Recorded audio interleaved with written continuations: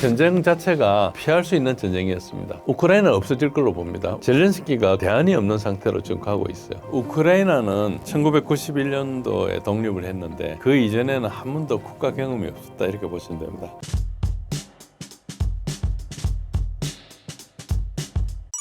러우 전쟁 이전 크림반도 전쟁의 상황은 어땠었나요? 크림 전쟁 할 때는 명분은 오스만 세력이 좀 약해지니까 러시아가 남아 정책했죠. 그러니까 지금도 터키하고 이제 러시아는 붙어 있잖아요. 그러니까 이제 이게 세력에 따라 움직이는 거죠. 유럽은 대부분 그렇습니다. 특별한 경계가 없기 때문에. 그런데 오스만 세력이 약화돼가 러시아가 남아 정책을 했어요. 그런데 그때 당시에 영국은 전 세계 제국을 건설한 슈퍼파워였거든요. 지금 미국보다 훨씬 강력했어요. 전 세계 25%를 지배했었고 인도는 몇백 년 동안 지배하고 있었고 전 세계 뭐 말레이시아 이런 데서도 200~300년 하고 뭐 그랬었죠. 그러니까 영국의 입장에서는 러시아의 남하는 영국의 지위를 위협하는 걸로 보는 거죠. 그래서 남하를 우려한 영국이 오스만 편을 들은 겁니다. 그래서 그때 당시에 뭐 몇 나라 있었어요. 뭐 프랑스하고 그때 뭐 몇 가지 지금 없어진 뭐 왕국인데 연합해서 이제 전쟁을 했죠. 촉발은 뭐 예루살렘에 있는 성지 관리권에 대해서 그때 예루살렘을 오스만이 장악하고 있었으니까 거기에 이제 그거를 정교한테 줘야 될 거 가톨릭한테 주는 바람에 싸움이 생겼는데 그건 핑계일 뿐이고 사실은 러시아를 견제해야 되는 거죠. 러시아를 견제하지 않으면 러시아가 덩치가 굉장히 크고 영국은 작은 나라니까 러시아 같은 나라가 그 식민지 같은 것도 다 장악할 수 있고 이러니까 항상 위협이 되는 거죠. 그런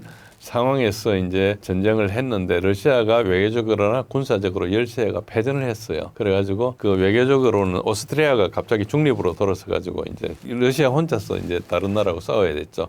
그리고 러시아는 물류 같은 게 좀 약해가지고 결국은 전쟁을 처음엔 좀 했는데 나중에 못했죠. 그래서 세바스톨 뭐 오랫동안 지켰다가 거의 다 망했고 전쟁보다 병으로 많이 죽었었는데 그때 나이팅게일도 나오고 그랬던 전쟁이죠. 전쟁 결과 이제 1856년에 파리 조약을 맺어가지고 맺은 상이 뭔가 러시아가 흑해 함대를 안 두겠다. 흑해를 중립화하겠고 다뉴브강 하구의 통제권을 박탈해버렸어요. 그래가지고 이제 또 형식상으로 오스만 영토를 보존해 주세요. 내가 먹는 게 아니고 오스만 걸 해준다 이런 식으로 했죠. 사실은 러시아 남하를 억제하는 그런 거였죠. 오스만은 결국 1차 대전 후에 망하거든요. 그러니까 그 전까지는 영국이 통제를 하고 있었다 보시면 되고요. 근데 이제 1870년대 프랑스하고 프로세안하고 전쟁해가지고 굉장히 혼란 중에 15년 후죠. 15년 후에 러시아가 흑해 조약 폐기를 선언합니다. 그래가지고 그 다음에 이제 런던 조약을 하면서 그 다음에 하면서 러시아 요구를 들어주겠다 해가지고 다시 흑해에서 군사 활동을 하게 되죠. 사실은 그때부터 지금까지 러시아는 그레이트 게임 중이었어요. 2차 대전이 끝나면서 미국이 엄청나게 강대국이 되는 바람에 그게 우리한테 안 드러난 거지. 이제 미국은 계속해서 개입하지 않고 멀로 닥터린처럼 분리하겠다. 불간섭주의였거든요. 자기 뭐 잘 살겠다 이런 주의였을 때까지만 해도 그러니까 2차 대전 직전까지만 해도 러시아와 영국은 계속 그래도 게임 중이었고요. 지금도 미국이 약간 약해지려 그러니까 영국이 이제 계속 나가서 러시아를 견제하는 쪽에 나가 있고 영국 입장에서는 자원이 없지 않습니까? 자원이 없고 제조업도 없으니까 나라가 살아가는 유일한 방법이 금융해서 이자 받아가 살아가는 건데 그걸 빌려주고 하려면은 이제 담보가 있어야 되잖아요. 그러니까 러시아에 담보가 되게 많아요. 우크라이나도 그렇고 이제 그러니까 계속 자원을 하는 거고 이 모든 것이 영국이 주도하고 그 밑에 지금 자세히 보시면은 유럽의 모든 그 권력자들이 다 블랙락이나 이런 은행권 출신들이에요. 그래서 지금 은행 그 금융 이해관계가 되게 관여돼 있다 이렇게 보시면 되고요. 영국이 전혀 제조업도 없는 나라가 우크라이나한테 뭐 개발한다고 광물 개발 협정도 맺고 이렇게 하는 것은 지금 담보가 급하다 이렇게 보면 되고 그만큼 지금 영국이 금융에서도 지금 흔들리고 있다 이렇게 보시면 되고요. 유로마이단 사태로 러시아와 갈등이 심해졌다던데 어떤 사태인가요? 예, 유로마이단 저것은 사실은 발단 등은 좀 복잡한데 뭐 어쨌든 이건 러시아 우크라이나 전쟁을 이해하기 위해서 좀 옛날로 돌아가는 거죠. 옛날로 돌아가는 건데 사실은 나토 정상 확대 회담 때부터 푸틴이 2008년도부터 공식적으로 반대했습니다. 나토 가입 우크라이나 조지아의 나토 편입에 대해서.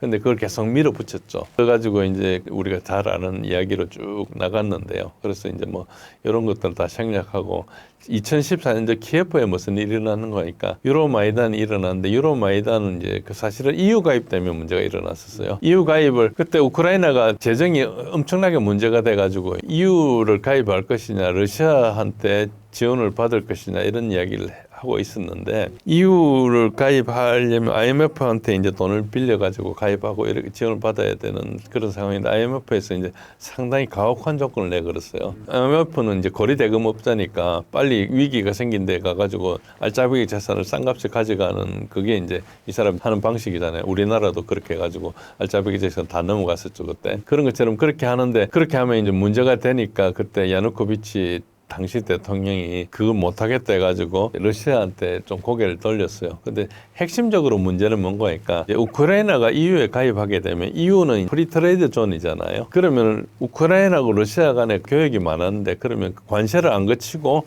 EU 물건들이 우크라이나 장벽을 통해서 러시아로 돌아오니까 러시아한테는 이제 보호 장벽이 없어지는 거니까 EU 가입하더라도 러시아하고 이제 어떻게 할 건지 개념을 정하자 이게 생각이었죠. 그건 당연하죠. 자기 무역 장벽이 흩어져 버리니까. 근데 그거를 이제 어떻게 몰아붙이는 거니까 러시아가 EU 가입을 반대하는 걸로 이렇게 몰아붙이고 해가지고 선동하고 이랬습니다. 그리고 요게 이제 소위 말해서 네오나치들을 동원해가 한 거죠. 그 주범이 누군가 하니까 빅토리아 눌랜드입니다. 지금 우크라이나 사태 가장 나쁜 사람 1번이 빅토리아 눌랜드고요. 그 밑에 2번이나 혹은 1번하고 비슷한 사람이 조지 소로스다 이렇게 생각하시면 됩니다. 그래서 이 사람들이 우크라이나를 흔들라 그러는데 이 네오나치들 어디 출신인가 하니까 거의 대부분이 폴란드 쪽에 살았던 우크라이나계예요. 과거에 우크라이나 나라가 한 번도 있은 적이 없거든요. 그러니까 19세기에 각국에서 민족주의가 발흥하니까 우크라이나 사람들이라고 하는 사람들이 이제 폴란드 사는 사람들이 민족주의 이렇게 독립 이런 걸 해가지고 국가도 세우고 막 몇 번 시도를 합니다. 하다가 그게 이제 바뀌는데 어쨌든 그래가지고 그때 뭐 스테판 반데라라는 이런 사람들이 있는데 그 사람 사실 나치하고 같은 사람인데요. 그래서 지금도 그 세력들을 결국은 그냥 온건하게는 해가 힘이 안 되니까 우리가 뭐 지하디스트 키우듯이 극렬 분자를 키우지 않습니까? 그게 CIA가 하는 방식이에요. 그래가지고 이제 이걸 했죠. 이걸 할 때 조지 소로스도 돈이 들어갔지만 우리가 얼마 전에 USAID 이런 데서 돈이 들어가고 해가지고 안에 이제 인플루언서들을 양성하고 돈도 대주고 이렇게 해가지고 이걸 했어요. 요거를 했던 사람이 누군가 하니까 핵심적으로 드미트로 야로시 2014년도 키예프에는 유로마이단의 행동대장이었어요. 그렇게 이제 이렇게 했습니다. 그래가지고 이 사람들이 네오나치랑 요즘 무슨 나치가 있냐 이렇게 생각하면은 이 문제를 전혀 이해할 수 없습니다. 실제로 네오나치고 지금도 네오나치고 젤렌스키가 실권자인지 젤렌스키 비서실장인 안드리 에르막이 실권자인지 아직도 논란이 있을 정도로 젤렌스키는 꼭두각기사시란 말이 되게 많았어요. 네오나치 이야기는 우크라이나 나치 이야기는 제가 처음 하는 게 아니고요.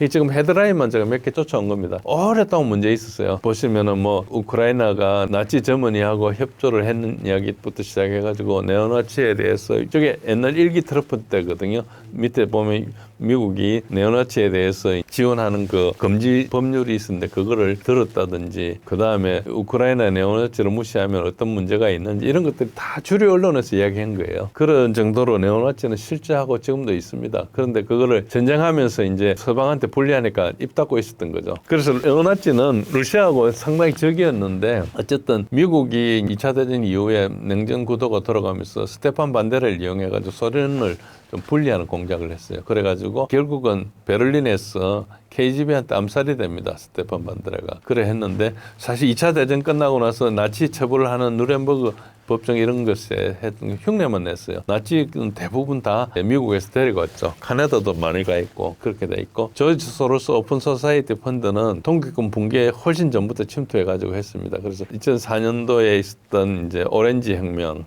그다음에 그 말고도 다른 나라의 장미 혁명 이런 것들을 전부 다 NGO 형태로 침투해가지고 인풋을 키워가 했고요. 그게 일론 머스크가 다지하면서 USAID를 까면서 그게 더 많이 드러나게 됐죠. 미국의 자본가들은 러시아하고 우크라이나의 올리가를 통해서 이제 장악을 시작한 거죠. 러시아에 자금 없으니까 돈 좀 대주고 장악하게 한 다음에 그걸 유지하게 정치권에서 뇌물 쓰고 해가지고 이렇게 쭉 갔는데 우크라이나는 견디지 못하고 이제 올리가가 지배하는 세상이 됐어요. 지금 30 몇 년 동안 우크라이나 독립하고 정치권에 있는 사람들 다 재벌 출신이거나 재벌의 영향에 있는 사람들이 있고요. 러시아는 옐친 시대를 엄청났는데 그 푸틴이 올라가가지고 다 그걸 통제해가지고 10년 동안 고생하고 그 다음부터는 지금 국력이 상승 중에 있죠. 그래서 반드시 푸틴을 제거해야지. 저기 지금 자금을 댄 블랙락이나 이런 데서는 푸틴 때문에 이제 손해 본 게 되게 많거든요. 그래서 뭐 이를 갈고 있다고 이렇게 보시면 됩니다.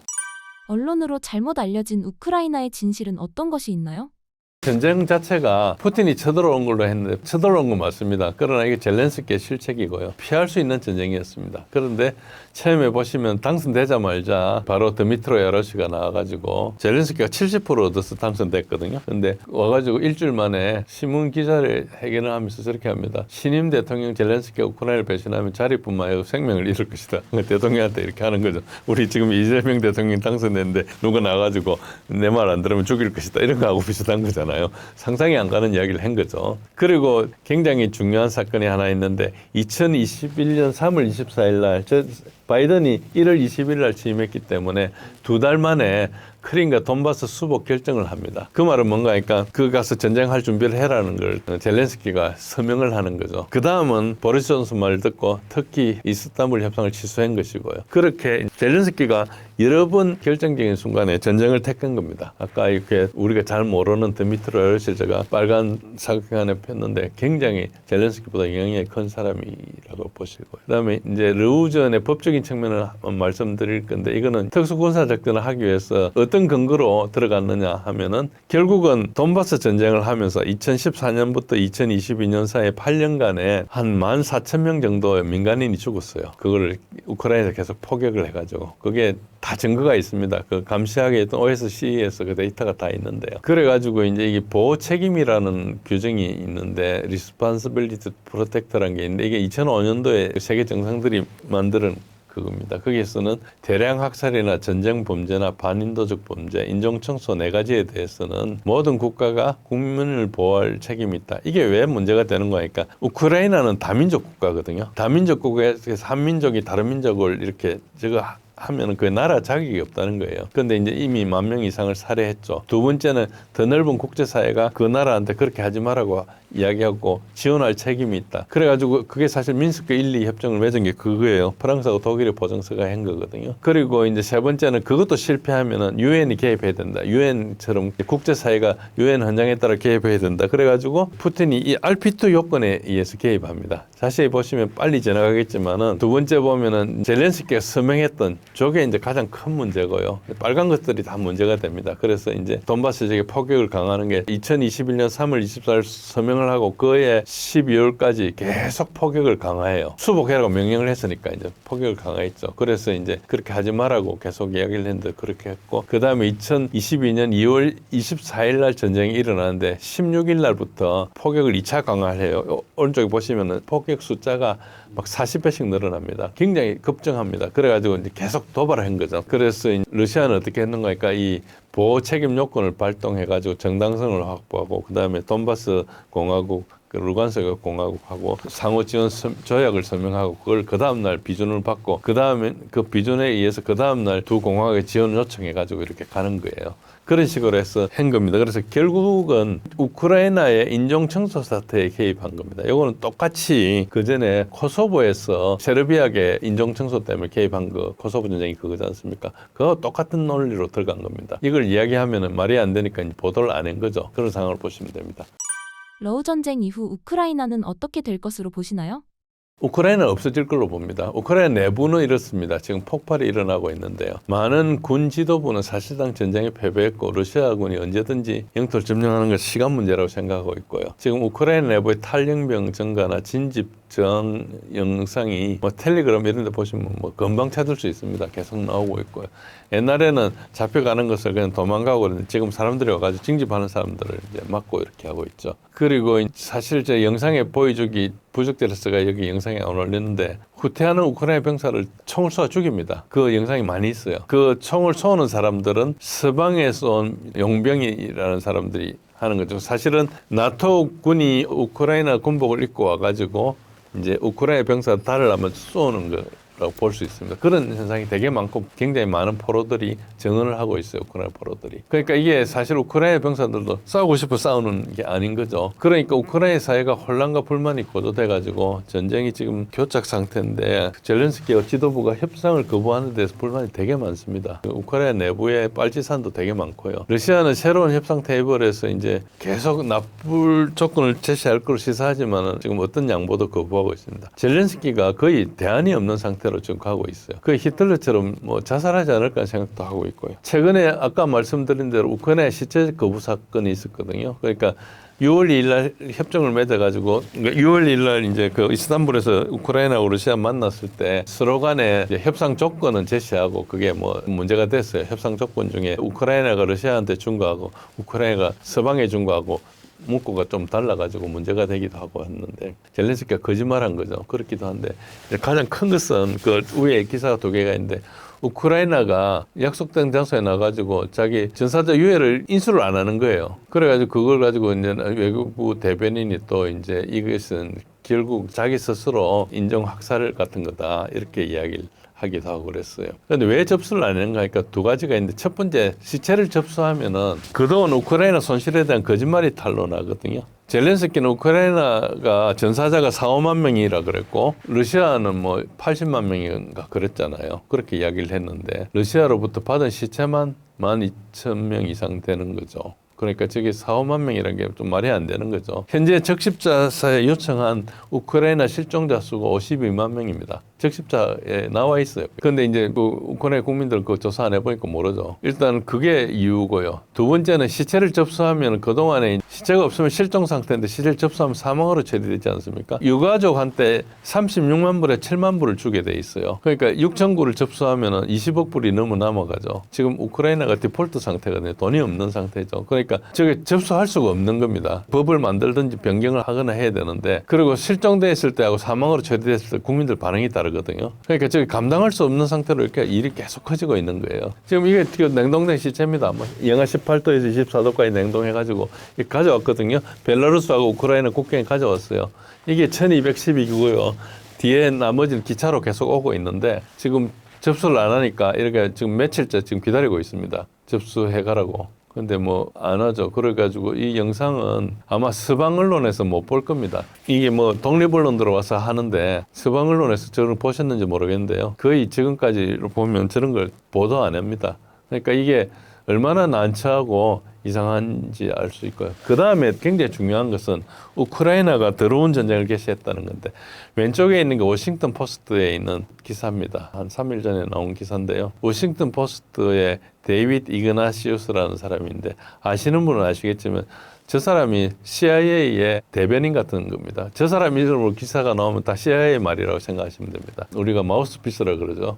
그런데 우크라이나의 대담한 공격에 대해서 이야기했는데 뭐 트럼프가 중재자에서 물러나고 그래서 이제 드론 전쟁이 확대될 거라고 그러고 그런데 아까 말씀드렸던 공군 기지에 대해서 드론 공격을 한 게 러시아에 심각한 타격을 주고 내부적으로는 굉장히 지금 우크라이나 내부는 지옥과 같은 상황인데 아마 전선에서 해결 못하니까 전선 넘어서 표적을 살해하고 사보타지를 하고 우크라이나 러시아에 무기를 공급하는 국가에 대해서 공격을 하고 뭐 중국 같은데 뭐 하겠다는 거 중국이 하는지 아닌지 모르겠는데 북한 같은 데 하겠다는 그런 거죠. 그래서 드론 전쟁으로 비밀 작전을 확산할 거다. 그런데 저기서 거론한 우크라이나에 이제 2개의 정보 기관에 있어 SBI하고 SBU하고 GUR이 있는데 실제로 이 사람들 해외에서 작전할 능력이 없습니다. 해외에서 작전을 하려면 엄청난 네트워크가 있어야 되거든요.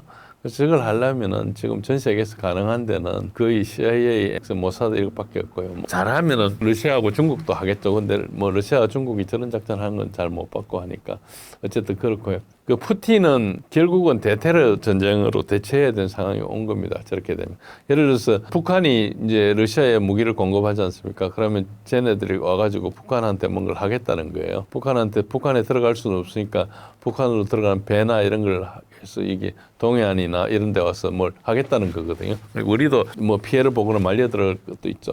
그러니까 저런 상태로 지금 되어 있습니다.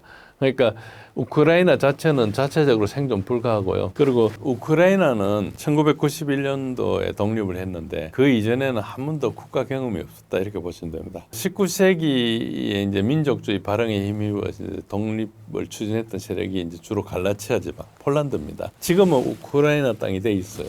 근데 그게 과거에는 오랫동안 폴란드 땅이었어요. 거기에서 이제 세력이 발행했죠. 서부 우크라이나, 폴란드 하고 가까운 그 지방이고요. 거기서 이제 그 사람들이 주로 그 빅토리아 놀랜드 그쪽 사람입니다. 아까 이야기한 지난번에 했던 미국 국무장관 앤소니 블링컨도 자기 할아버지 그쪽 사람이고 메릭 갈랜드란 법무장관도 그쪽 사람이고 그 바이든 때는 그쪽 자기 할아버지 그쪽 사람인 사람 3명이나 있었어요. 그러니까 이게 그걸 맞춰서 이미 했다는 걸 알 수 있죠. 바이든은 우리가 봐도 치매 노인이었고 그때 조정을 당했는 할 수 있고요. 어쨌든 그때 어떤 일이 있었는가 러시아 제국 때 이제 포그롬으로 유대인 학살이 좀 많이 있었습니다. 이거는 이제 홀로코스트 나기 훨씬 전의 이야기인데요. 그래가지고 그 사람들이 이제 피해가지고 미국으로 오고 뭐 다른 나라로 오고 빅토리아 놀랜드 할아버지도 그때 온 거예요. 그런 식으로 그런 일이 많이 있었고 그런데 우크라이나 사람들 자기가 피해자라 생각하지만 우크라이나에서 한 게 아니고 그때 유대인들 학살하는 것은 유럽에 자주 있었거든요. 뭐 늘 있는 건 아니지만 여러 가지 사건이 있었습니다. 그래가지고 우리가 유대인도 여러 가지가 있는데 그쪽 사람들 아슈케나지 유대인, 저 사람은 유럽 사람들이에요. 팔레스타인에 있던 유대인하고 전혀 관계없는 사람인데 어쨌든 뭐 그거는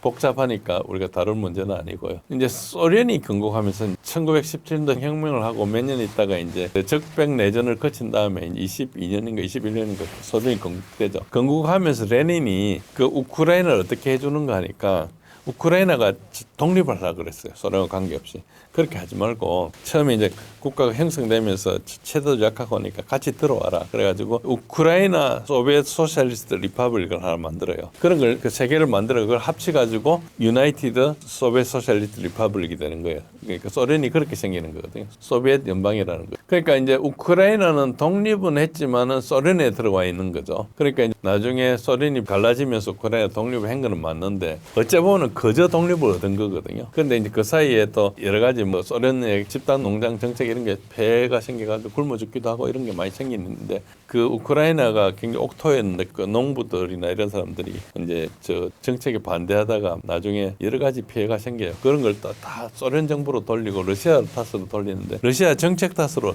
전역에서 다 그런 일이 발생했거든요. 그래서 사실 이게 인종 간의 감정 이것은 누가 부추기기 마련인데 객관적으로 보기 좀 힘들죠. 독립 이후에는 조지 소로스가 부추겼다고 보면 되고요. 그 전부터 조지 소로스가 들어갔습니다. 저게 굉장히 오래됐어요.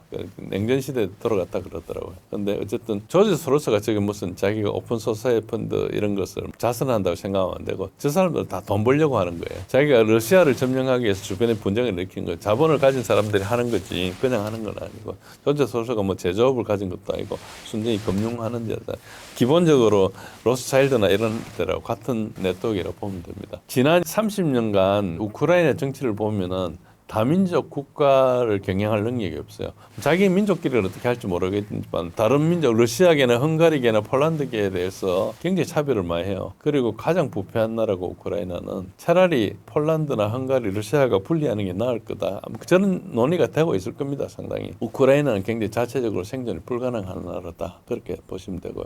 그래서 더러운 전쟁하고 이런 식으로 해가지고 하려는데 그게 오래 가지를 못할 겁니다. 그게 처음에는 저걸 할 때는 계속 민주주의 뭐 러시아를 무슨 독재 정권 이렇게 했는데 계속 이제 드러나면서 이제 그게 불가능한 상태가 오죠. 내러티브는 그게 한계입니다. 한번 들통나면 안 되는 문제가 발생합니다. 신사임당 구독자분들께 한마디 부탁드립니다. 맞서 보면 이런저런 이야기를 많이 했는데요. 조금 이게 좀 복잡하다 보니까 뭐 이런 이야기도 있고 또 언론하고 좀 다른 이야기니까 처음 듣는 분도 계시고 또 많이 아는 분도 계시고 할 겁니다. 그래서 뭐 특별한 내용이라기보다는 최근에 일어난 사태에 대해서 이해하시고 그리고 앞으로 어떻게 될 이해하시는데 조금 참고가 됐으면 좋겠고요. 약간 객관적인 시각으로 이렇게 봐주시면 좋겠습니다. 감사합니다.